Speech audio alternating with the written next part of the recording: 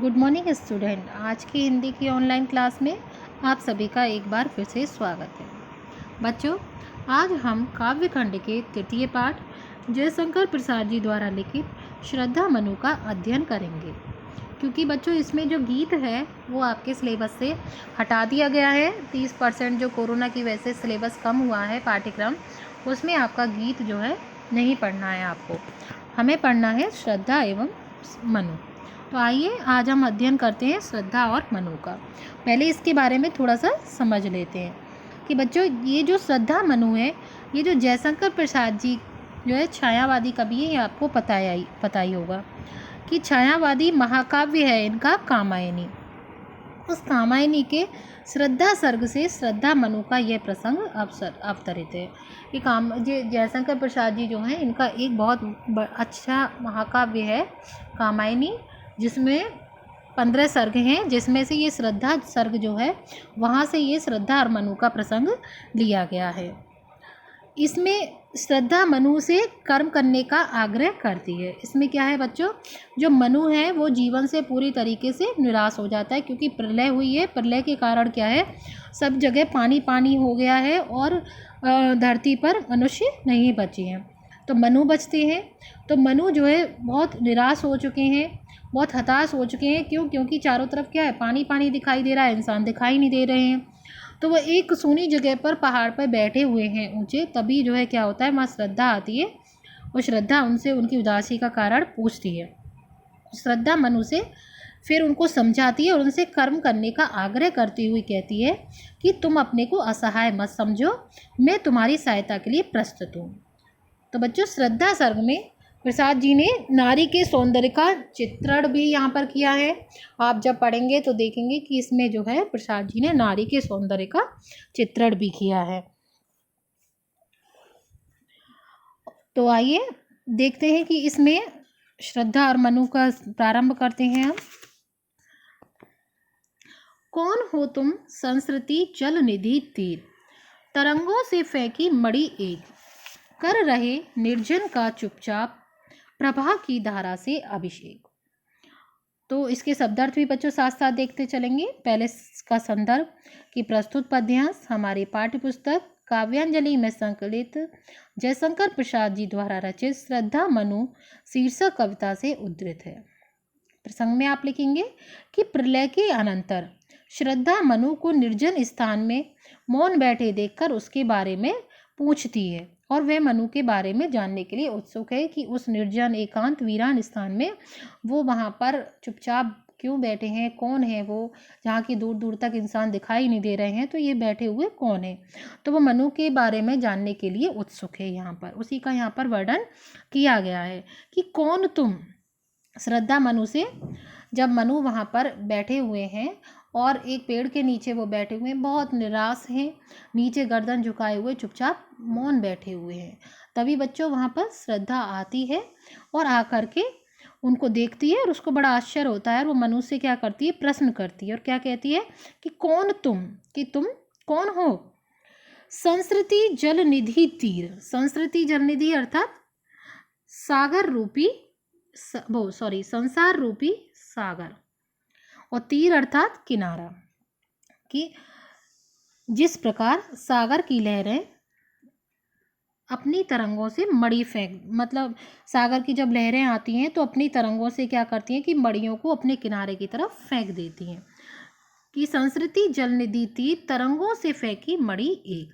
कि जिस प्रकार से बच्चों सागर जो होता है, जब सागर की लहरें आती हैं तो उनकी तरंगों के साथ, लहरों के साथ में मड़ियाँ आती हैं और वो मड़ियों को किनारे पर फेंक देती हैं। तो उसी प्रकार से संसार रूपी सागर की लहरों द्वारा इस निर्जन मतलब एकांत स्थान पर फेंके हुए तुम कौन हो। किसकी तरह बता रही हैं वो श्रद्धा मनु को, सागर द्वारा फेंकी हुई मड़ी के जैसा। कि जिस प्रकार से मड़ी उस किनारे पर एकांत में पड़ी रहती है सागर द्वारा, इसी प्रकार इस संसार रूपी सागर द्वारा फेंके हुए इस निर्जन स्थान पर तुम कौन हो, यहाँ अकेले क्या कर रहे हो बैठे हुए। कर रहे निर्जन का चुपचाप प्रभा की धारा से अभिषेक। कि तुम चुपचाप बैठ करके जो है निर्जन, निर्जन अर्थात सुनसान, कि तुम चुपचाप बैठकर इस सुनसान स्थान को अपनी आभा से, आभा अर्थात अपना जो कांति है, आपकी जो चमक है, उससे कहते हैं प्रकाश, कि इस निर्जन स्थान को अपनी आभा से तुम उसी प्रकार से सुशोभित कर रहे हो जिस प्रकार की जो है, जैसे इसी प्रकार से तुम उसको सुशोभित कर रहे हो जैसे सागर तट पर पड़ी हुई मणि उसके निर्जन जो तट है, किनारा है, उसको आलोकित करती है। कहने का तात्पर्य है बच्चों कि उसकी वो मनु की तुलना किससे कर रही हैं कि सागर द्वारा जो किनारे पर फेंकी हुई मड़ियाँ होती हैं, कि वो इस निर्जन एकांत किनारे पर वो मड़ियाँ पड़ी रहती हैं, लहरों के साथ आ जाती हैं और जो है उसको आलोकित करती हैं आसपास की जगह को। तो इसी प्रकार से वो कह रही हैं कि इस निर्जन एकांत स्थान में तुम यहाँ बैठे हुए कौन हो, और संसार रूपी सागर की जो है फेंके हुए मड़ियों की तरह तुम जो है यहाँ पर चुपचाप एकांत में बैठे हुए हो। तो और इस जो है निर्जन एकांत स्थान को तुम क्या कर रहे हो, इसको आलोकित कर रहे हो, प्रकाशित कर रहे हो।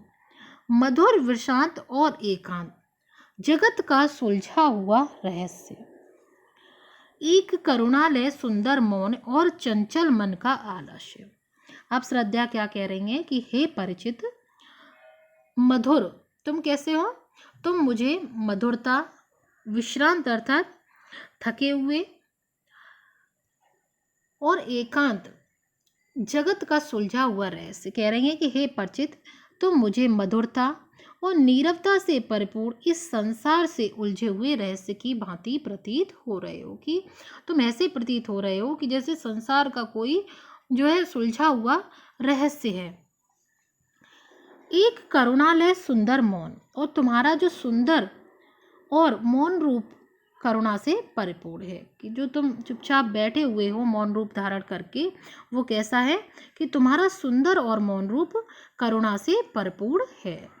और चंचल मन का आलस्य, और तुम्हारे चंचल मन में आलस्य धारण कर रखा है, कि इसीलिए तुम कैसे बैठे हो, आलसियों की तरह नीचे मुंह लटका करके, और जो है एकदम चुपचाप से बैठे हुए हो। तो बच्चों यहाँ पर देखिए संयोग श्रृंगार रस होगा, भाषा खड़ी बोली है, शैली प्रबंधात्मक है, और श्रृंगार और जो है इसमें रूपक अलंकार का प्रयोग हुआ है, उत्प्रेक्षा भी है, यहाँ पर माधुर्य गुण का प्रयोग है, और शब्द शक्ति यहाँ पर लक्षणा है।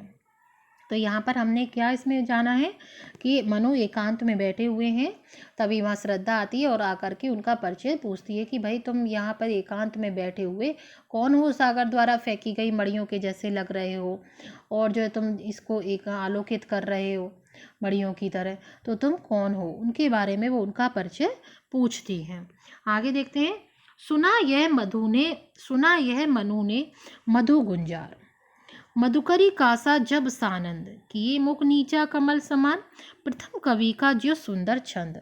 अब यहाँ पर बच्चों क्या है कि श्रद्धा ने तो अपनी बात कह दी, और मनु का ध्यान नीचे जमीन की तरफ था, मुंह लटका के गर्दन लटका के बैठे हुए थे। लेकिन जब मनु वहाँ एकांत स्थान पर दूर दूर तक कोई नहीं था, लेकिन जब उन्होंने वो मधुर मीठी सी भंवरे की जैसी जो है गूंजने वाली आवाज़ सुनी उन्होंने, तो उनको सुन करके एकदम थोड़ा आश्चर्य लगा कि भाई इस एकांत स्थान पर इतनी मधुर आवाज़ में बोलने वाला ये कौन है। तो उसी का यहाँ पर वर्णन किया गया है कि सुना यह मनु ने मधु गुंजार, मधु अर्थात मधुर, और गुंजार अर्थात गूंज, जो भंवरे की जो गूंज होती है।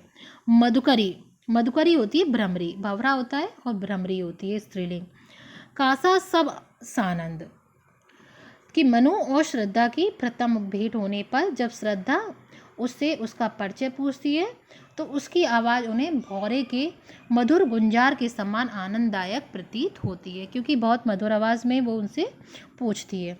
तो अपरिचित मनु का परिचय पूछने के क्रम में क्या है कि ये मुख नीचा कमल समान, कि मनु जो है अपरिचित है, और श्रद्धा जब उनका परिचय पूछ रही है तो उसने लज्जावश क्या है अपना सिर नीचे झुका रखा है, क्योंकि जब हम किसी ऐसे व्यक्ति से मिलते हैं जिसको हम जानते नहीं हैं तो उससे थोड़ी सी लज्जा आती है, तो इसीलिए वो उससे नज़रें मिलाकर बात नहीं कर रही है, बल्कि उसने भी क्या कर रखा है, अपनी नज़रों को नीचे, अपने सिर को नीचे झुका रखा है।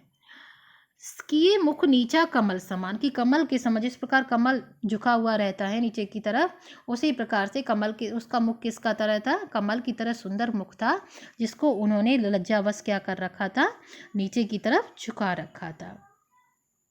प्रथम कवि का जो सुंदर छंद, और उस जिसे देख करके मनु को ऐसा आभास होता है, तो उसकी श्रद्धा इतनी सुंदर है कि उसके मुख को देख करके मनु को, जो उसके झुके हुए मुख को देख करके मनु को ऐसा आभास होता है कि जैसे कोई खिला हुआ कमल पृथ्वी की ओर झुका हुआ हो।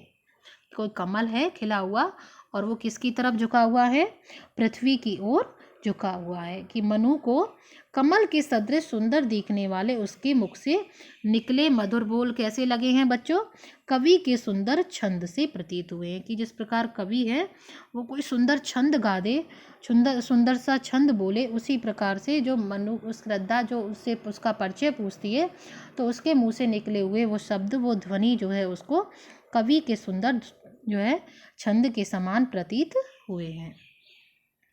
आगे देखते हैं, एक झटका सा लगा शहर।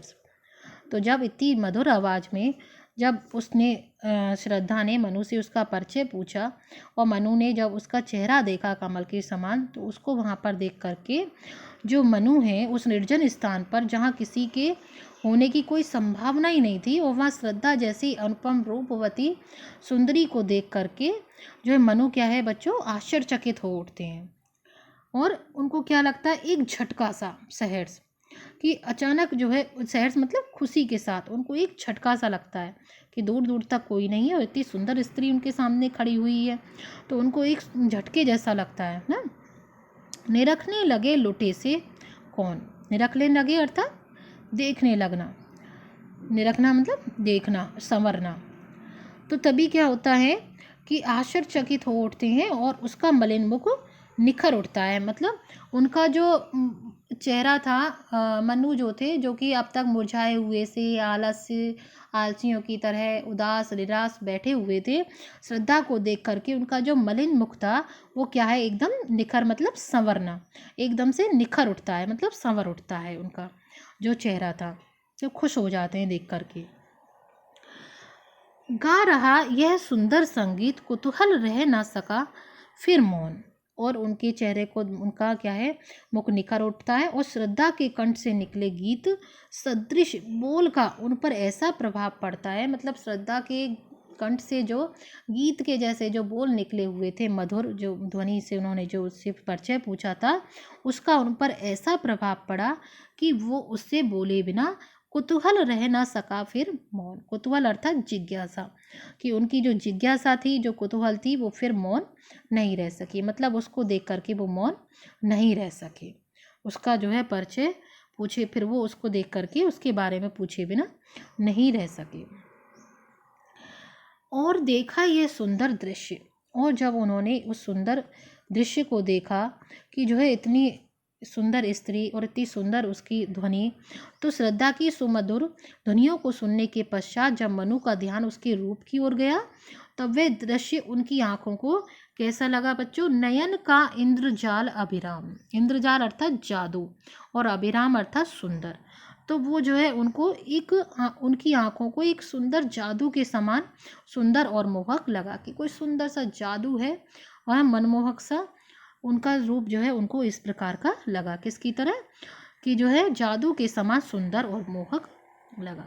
कुसुम वैभव में लता समान, कुसुम वैभव अर्थात पुष्प, कुसुम और वैभव अर्थात ऐश्वर्य, कि श्रद्धा फूलों से परिपूर्ण लता के समान, कि कोई लता हो बेल जिस पर कि क्या है, बहुत सारे फूलों से जो लदी हुई हो, ऐसी लता के समान सुंदर और शीतल, चंद्रिका से लिपटा घनश्याम, चंद्रिका अर्थात चांदनी और घनश्याम अर्थात बादल, घनश्याम कहते हैं काले बादल को। तो उनको देख करके ऐसा लग रहा था कि कुसुम वैभव में लता समान, की कोई लता है जो क्या है, फूलों से पूरी तरीके से लदी हुई है और उसके समान जो है सुंदर और शीतल है, या चांदनी में लिपटी हुई बादल सी आकर्षक प्रतीत हो रही थी। वो जो है कि चांदनी में कोई काला बादल है जो क्या है, चांदनी में लिपटा हुआ है, ऐसी सुंदर आकर्षक वो प्रतीत हो रही थी।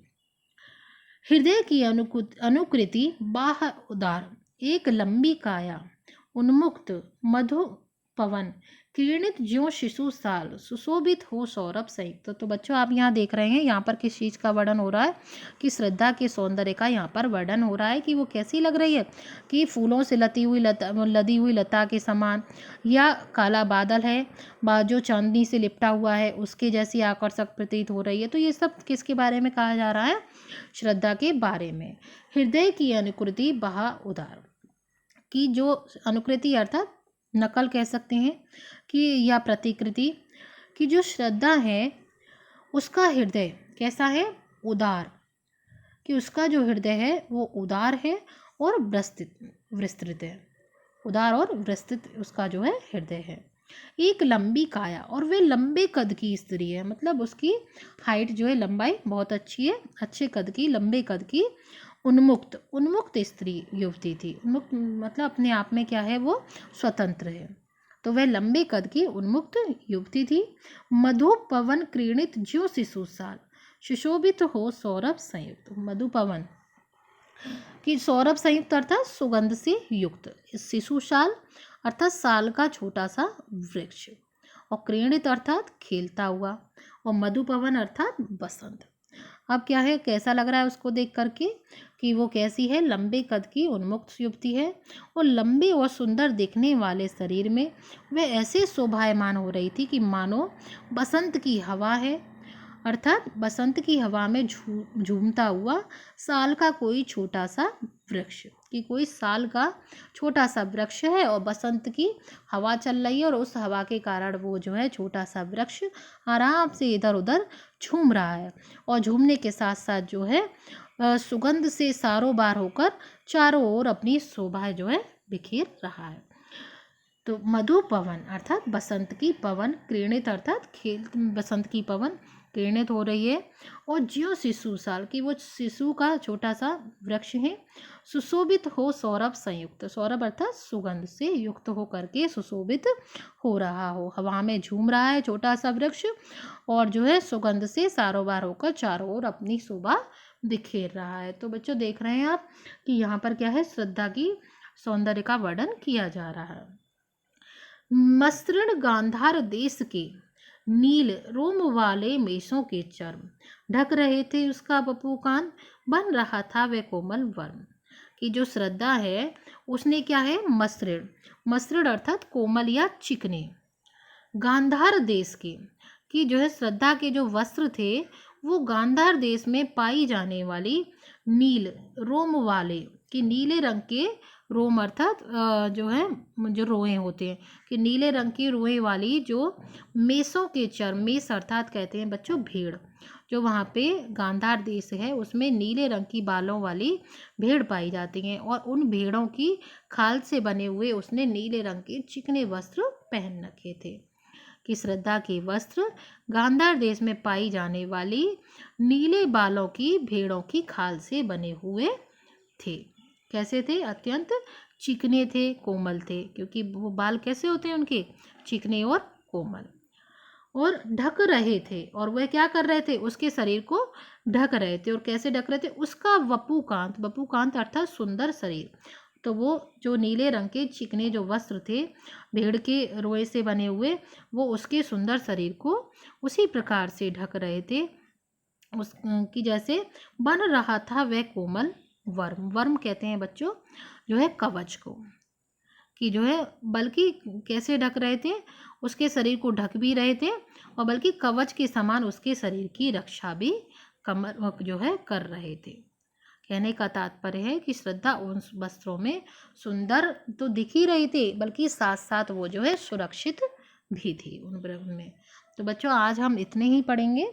इसमें जो है भाषा खड़ी बोली है, शैली प्रबंधात्मक है, सब में वही आएगी बच्चों, क्योंकि जो कुछ भी चल रहा है प्रबंधात्मक मतलब एक कथा की तरह चल रहा है।